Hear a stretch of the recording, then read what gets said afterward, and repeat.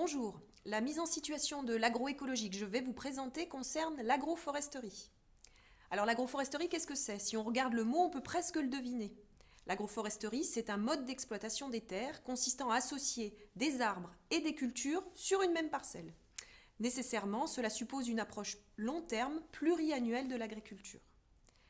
Comme toutes les mises en situation que ce MOOC vous propose, elle est structurée en 4 temps.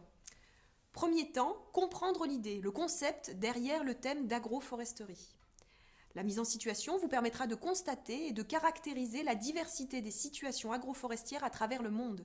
Diversité des espèces mélangées, tant au niveau des cultures que des arbres, et même des animaux.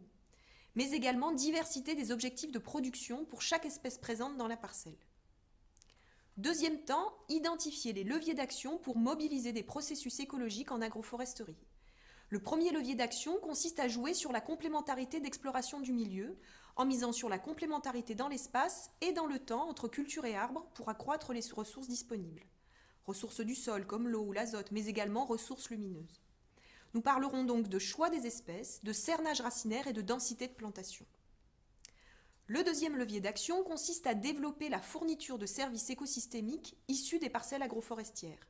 En particulier, au-delà des services de production agricole, nous aborderons les services liés à la séquestration du carbone et à la protection contre l'érosion des sols que peuvent fournir les systèmes agroforestiers.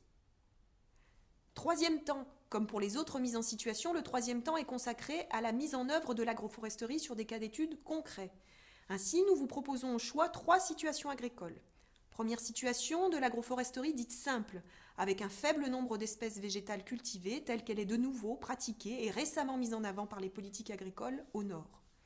Cette agroforesterie simple repose sur l'association de grandes cultures avec des arbres à bois, généralement structurés en rangs suffisamment éloignés pour permettre la mécanisation.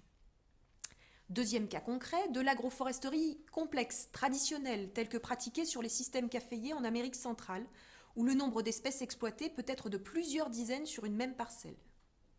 Enfin, troisième cas concret, une situation d'agroforesterie avec de l'élevage, où les animaux pâturent au pied d'arbres pour le bois d'œuvre ou dans des vergers.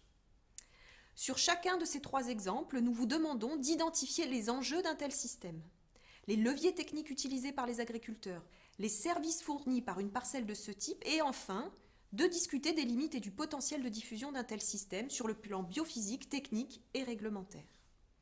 Enfin, quatrième temps, comme pour toutes les autres mises en situation, l'évaluation par les pairs. Donc si le sujet de l'agroforesterie vous intéresse, rendez-vous à la fin de la quinzaine pour répondre à vos questions.